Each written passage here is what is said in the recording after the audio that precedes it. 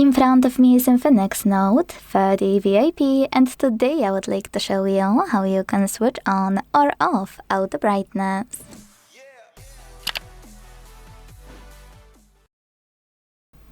Begin by going into Tab menu.